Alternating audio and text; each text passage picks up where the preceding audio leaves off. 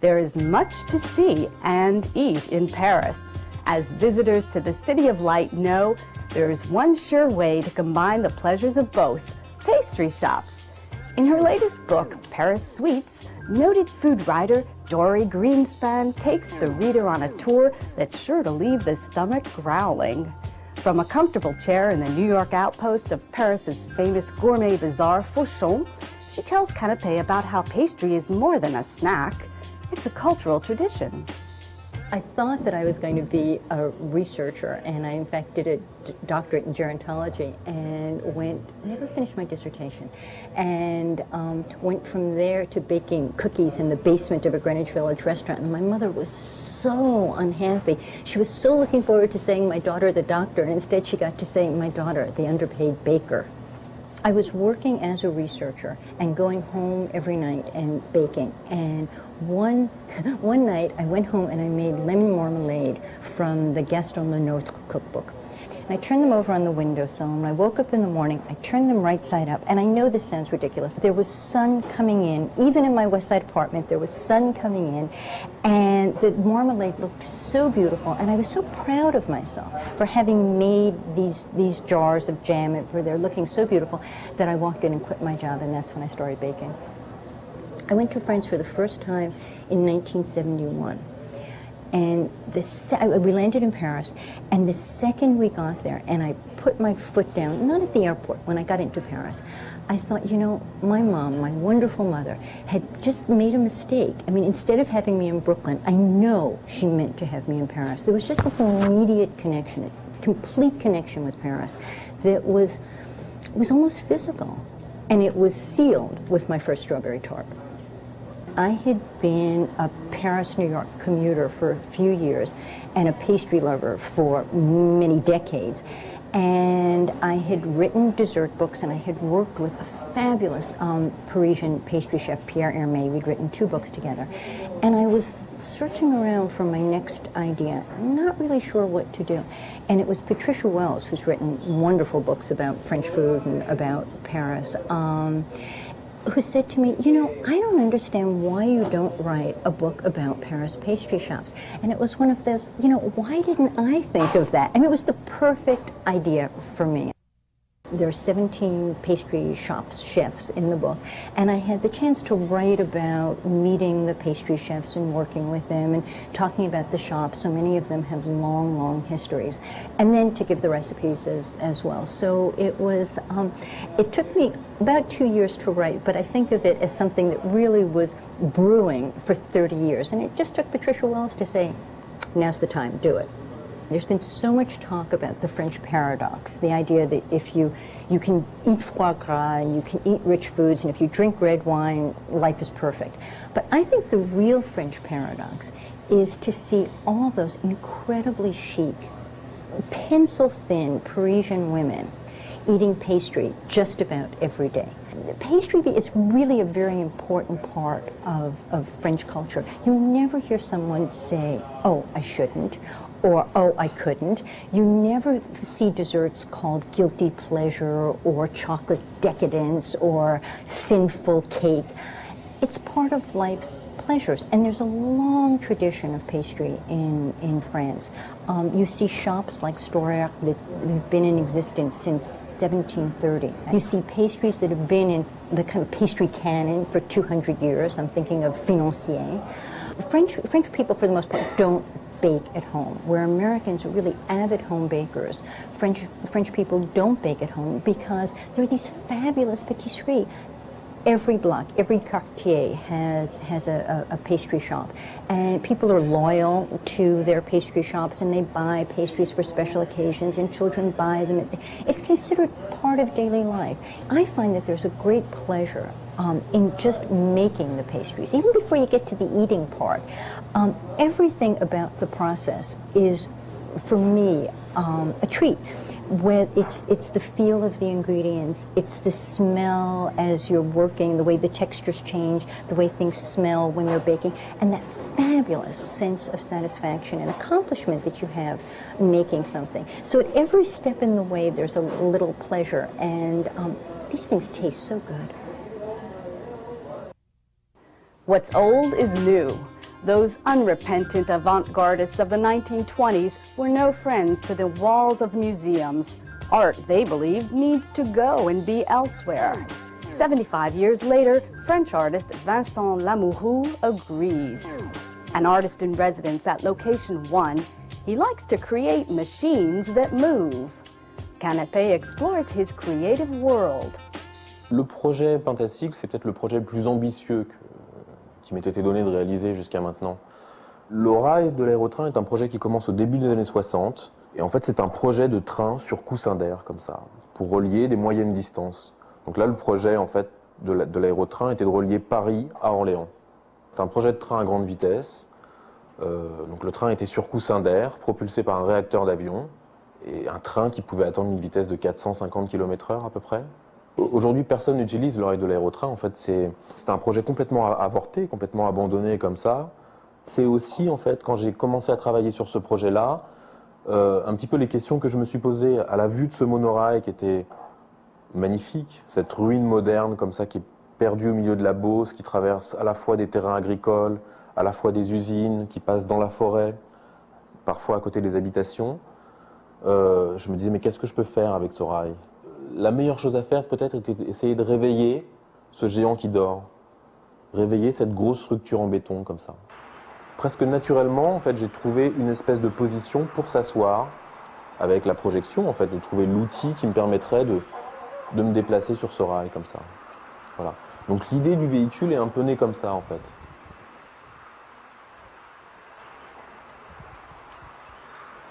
Une fois que cet objet était là, il fallait bien l'essayer.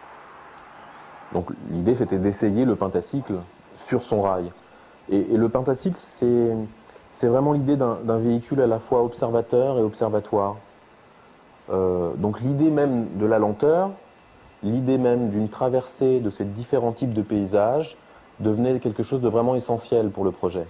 On a choisi de faire une espèce de traversée du rail, en partant de la face nord jusqu'à la face sud, et de montrer tous les points, tous les moments importants qui sont si caractéristiques de ce qu'est ce rail sur son site, à savoir perdu dans le paysage, et finalement le rail devenant partie intégrante du paysage.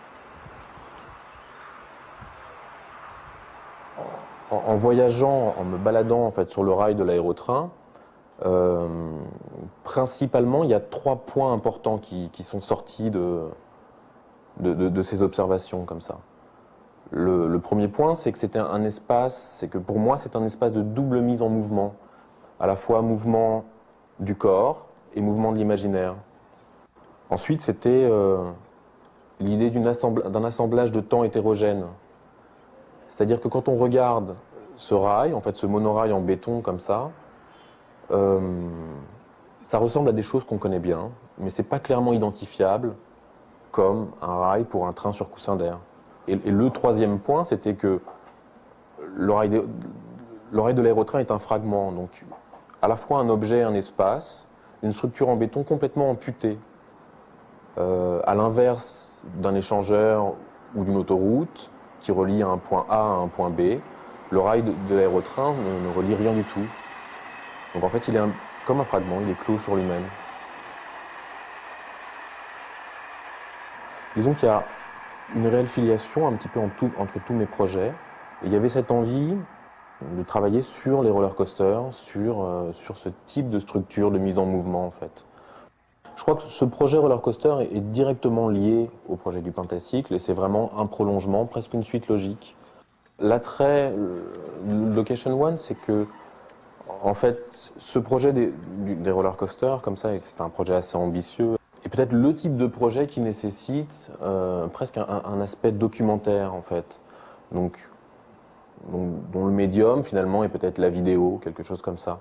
Et le fait que Location One soit une résidence multimédia, c'était peut-être un atout majeur, en fait, pour développer ce type de projet. Bien évidemment, le projet roller coaster que je fais ici implique une quantité de déplacements et la visite de sites, en fait. Donc je me rends énormément sur différents parcs, en fait, pour visiter des roller coasters. Jusqu'à maintenant, j'ai dû visiter, donc depuis 2 mois, j'ai dû visiter à peu près une dizaine de sites. Je crois que le projet roller coaster, c'est pas quelque chose dont l'issue, dont le résultat est prévisible par avance. C'est vraiment une confrontation avec un site, un certain type d'espace, et qui peut m'amener à penser un type de travail. Je crois que un projet comme le pentacycle procède vraiment de la même idée.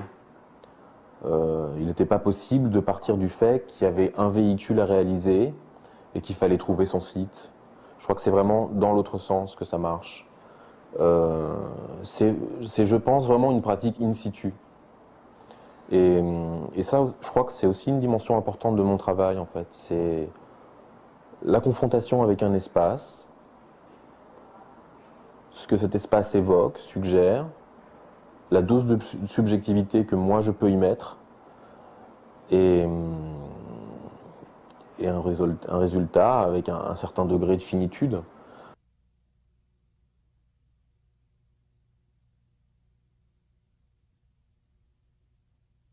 Audiences have been dying to see her die for a century and a half. Sarah Bernhardt and Greta Garbo embodied her memorably. She is, of course, the most famous courtesan of the French stage, Camille. Like all legends, she will be retold. The latest version comes from the Common Basis Theatre. Playwright Larry Hayes and director Dunstan J. Cormack give Canapé the word on their rationale for a new adaptation. We call it Camille, and it's based on the novel rather than the play. Most Americans know the play through the opera Traviata. The version we know is Bowdlerized. Dumas spent several years trying to convert his novel into a play, but the censors wouldn't allow him to put it on as he had wrote it. It had been written as a soul-searching novel relating back to his own relationship with a young courtesan who had tuberculosis and died while he was absent. How nice of him. Armand? Yes? Do you know what I've just been hearing? That you came to ask about me every day when I was ill. It's quite true, madame. Well, the least I can do is to thank you. Did you hear that, Marville? You never did that for me, did you? Oh, I haven't known you only for a year. Don't be silly. This young gentleman's only known me 5 minutes. As a director, I look at actors almost like what a painter looks at his paints. Each actor is a color, black, blue, green, yellow, and they all have to get on the same canvas together. But listen, I want to talk about something a little more serious. I would love to talk about something more pleasant. Well, we'll soon see whether you consider it pleasant or not. Well, what is it? Do you have any cash available? Well, I never had ready money. You must draw me a line of credit on your bank then. Marie, are you really poor to straighten? Well, yes, I need 15,000 francs. 15,000 exactly. You little devil. What do you need exactly 15,000 francs? Because I owe it. And are you gonna tell me now that you paid back your creditors? Well, they seem to like it. And it's really that urgent? Yes. Then consider it done. Madame, this letter has come for you. Had to be delivered immediately. Armand. Just escaped.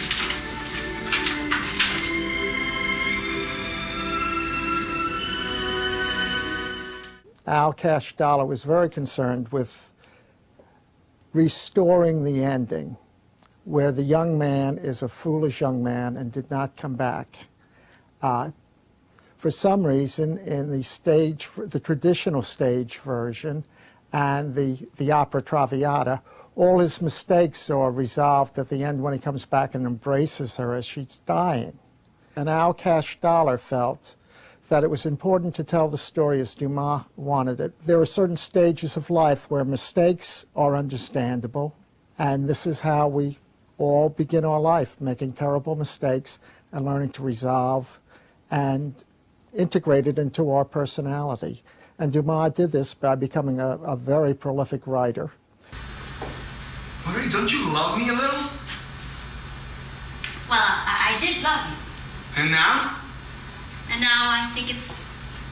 Marguerite, if you did love me, you would not have seen the Count tonight. Mama, I'm still young. I'm still pretty. And I pleased you. Forget the rest. You didn't speak like that about all those months that we were going to spend away from all the crowds of Paris. Well, that's true. I thought some summer air would do me good. We could go together in some quiet country place and spend the summer all by ourselves. And in 3 or 4 months, we'd come back, shake hands, and build up a friendship. But you didn't want that. Armand is confronted by Nanine, the maid, who's been there all along, working very hard for Marguerite.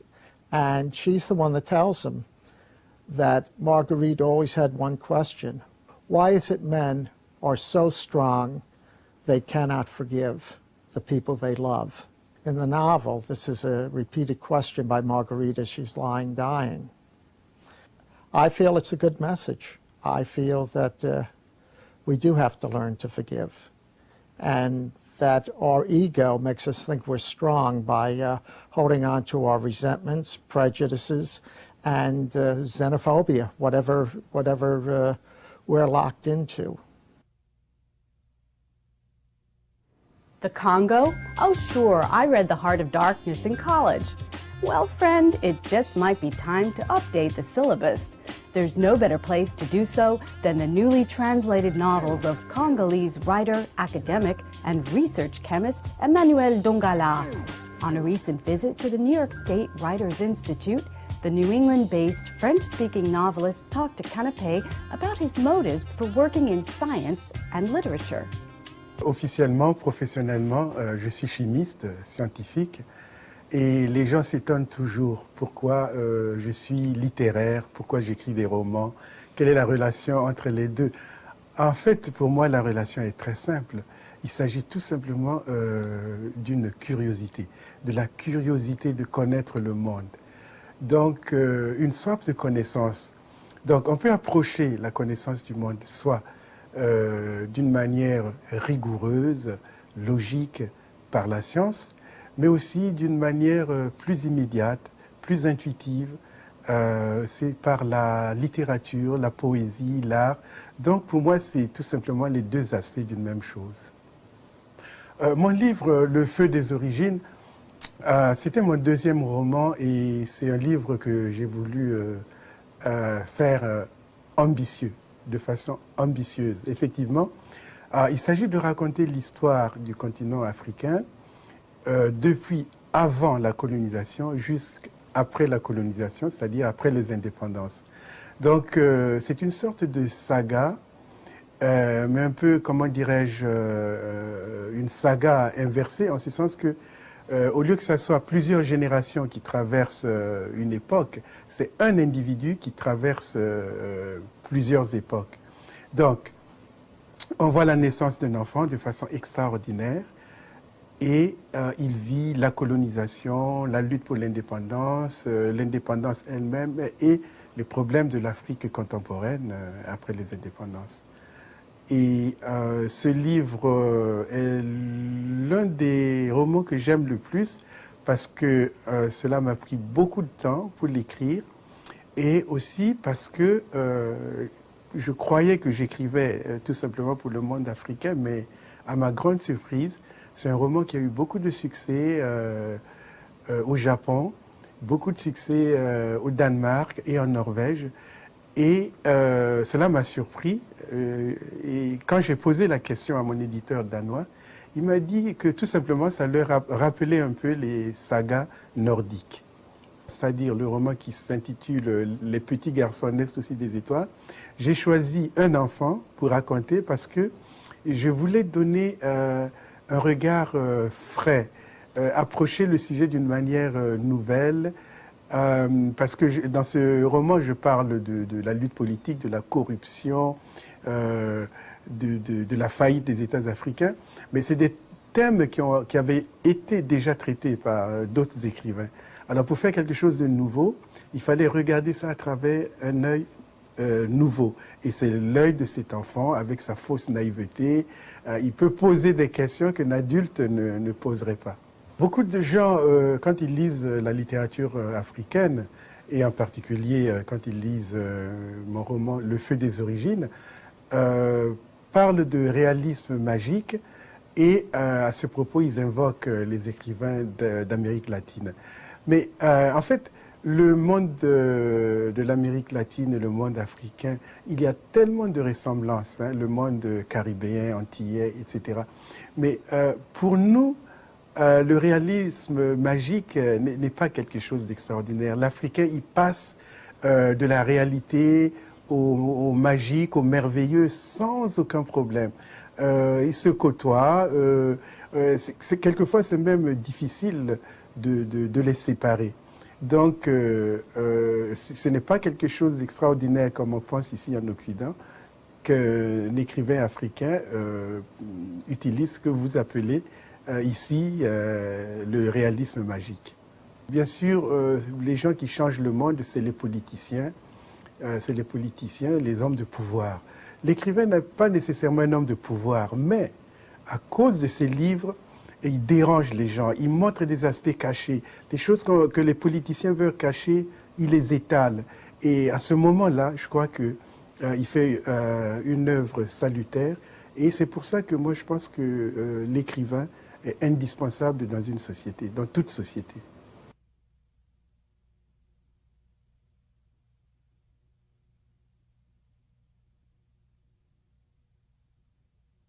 Art promotes more art in unexpected ways. In 18th century France, the new popularity of genre painting created a desire for copies that could be acquired to display in the home. This in turn opened the field for art and technical invention of the highest order. The magnificent exhibit at the National Gallery of Art, Colorful Impressions, the printmaking revolution in 18th century France, explores a century of changing tastes in subject matter and visual style. Canapé takes a look, and curator Margaret Morgan Grasselli leads the tour. We're in the exhibition Colorful Impressions, the Printmaking Revolution in 18th Century France. It focuses on a particular phenomenon in printmaking. It's the introduction of full color, naturalistic color in prints. The 18th century in France is a period of remarkable invention and innovation. It starts actually with theories of Newton on optics, which are published in 1704, in which he theorizes that all the colors of light together make white light. But in fact, when artists mix pigments, they get black if they mix them all together. So a German artist named Jakob Christoffel Leblanc delved into this problem and realized, in fact, that all the palette, the entire palette of colors, can be made from three primary colors: yellow, red, and blue. And then he took that one step further and applied it to printmaking. And this is the beginning of four-color separation printmaking that today, in our day, is an everyday thing.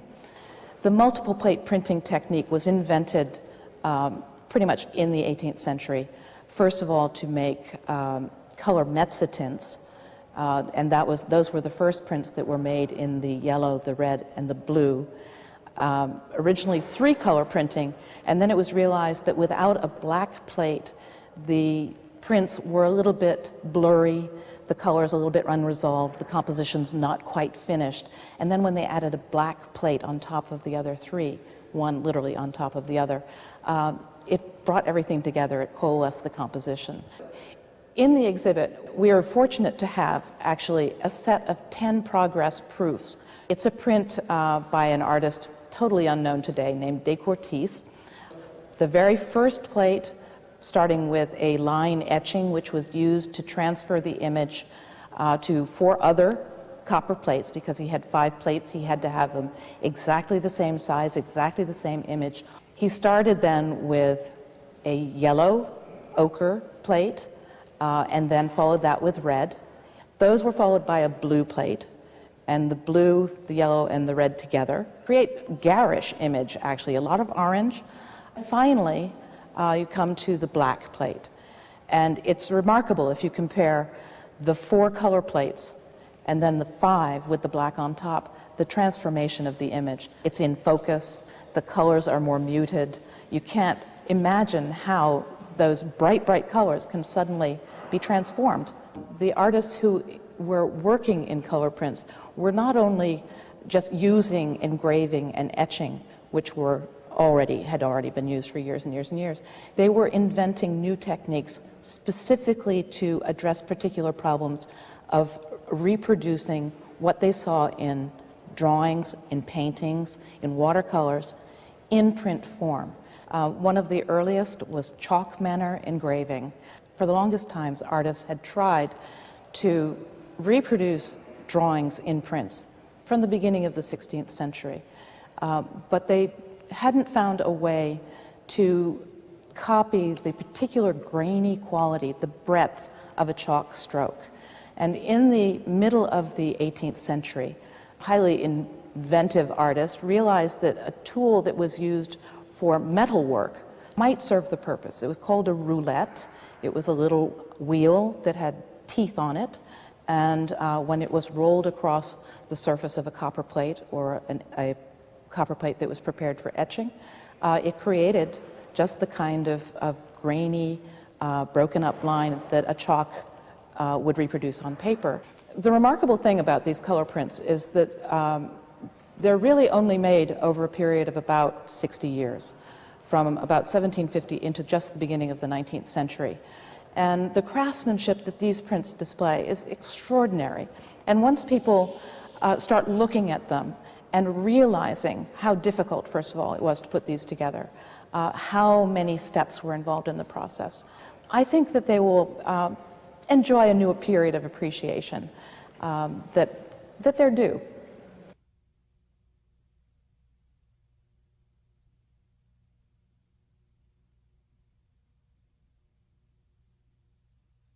Allez tout moun ka manje wash. Et puis manye bay la ka oule ya. Bien bouki pa ka fon. Monsieur Mantole